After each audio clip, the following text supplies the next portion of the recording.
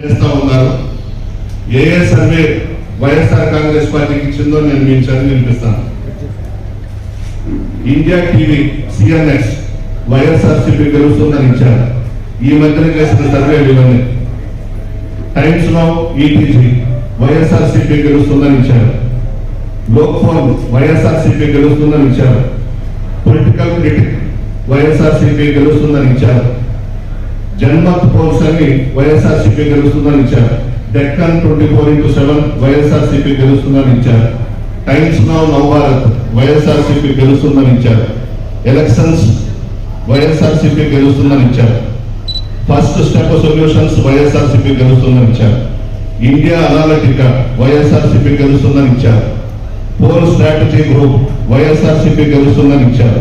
Times now మ్యాట్రైస్ YSRCP గెలుస్తుందని ఇచ్చారు. India today C voter మాత్రం తెలుగుదేశం పార్టీ గెలుస్తుందని ఇచ్చారు. సో మెజారిటీ సర్వేలన్నీ కూడా మరలా జగన్మోహన్ రెడ్డి గారు ముఖ్యమంత్రి అవుతారు, వైఎస్ఆర్ కాంగ్రెస్ పార్టీ అధికారంలోకి వస్తుందని చెప్పి ఇచ్చారు. ఈ సి ఓటర్ సర్వే అనే అతను అంటే సిలోనే ఉంది చంద్రబాబు నాయుడు సర్వే. ఆయన చెప్తాడు 2019లో తెలుగుదేశం పార్టీకి 15 ఎంపీ సీట్లు వస్తాయని చెప్పాడు. మనకు 22 ఎంపీ సీట్లు వచ్చినాయి. ఎమ్మెల్యేస్ 90 నుంచి 100 మందికి వస్తాయని చెప్పి ఆ సి ఓటర్ సర్వే 2019లో ఇచ్చింది. మనం 151 సీట్లు మనకు వచ్చినాయి. మన నవంబర్ 2023లో మధ్యప్రదేశ్ లో కాంగ్రెస్ వస్తుందని చెప్పించాడు, బీజేపీ వచ్చింది అక్కడ.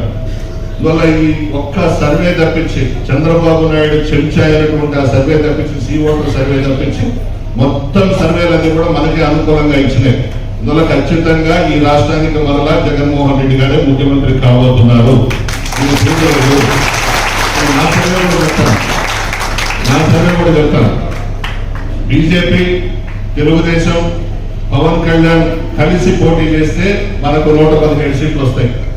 ఆ ముగ్గురు కానీ విడిపోతే 132 సీట్లు మనకు వస్తాయి. జగన్ గారు మరలా ముఖ్యమంత్రి అవుతారు. ఈరోజు ఈ సమావేశంలో నేను చెప్పింది మీరు నోట్ చేసి పెట్టుకోండి.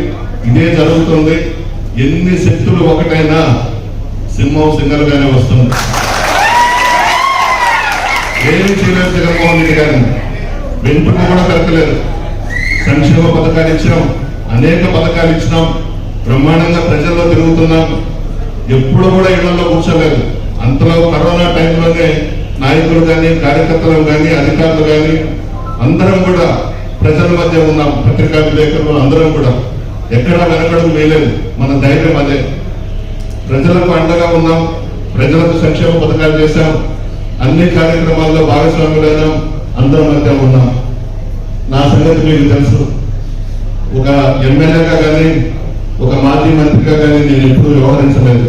మీ కుటుంబ సభ్యుడిగా, మీ ప్రసన్నగా మీతోనే ఉన్నాను తప్ప ఎమ్మెల్యే అయ్యాను, మంత్రిగా ఉన్నాను, నాకు లేదు. అందరం కూడా వైఎస్ఆర్ కుటుంబ సభ్యులుగానే మనం పనిచేశాం, ప్రజలకు అందుబాటులో ఉన్నాం.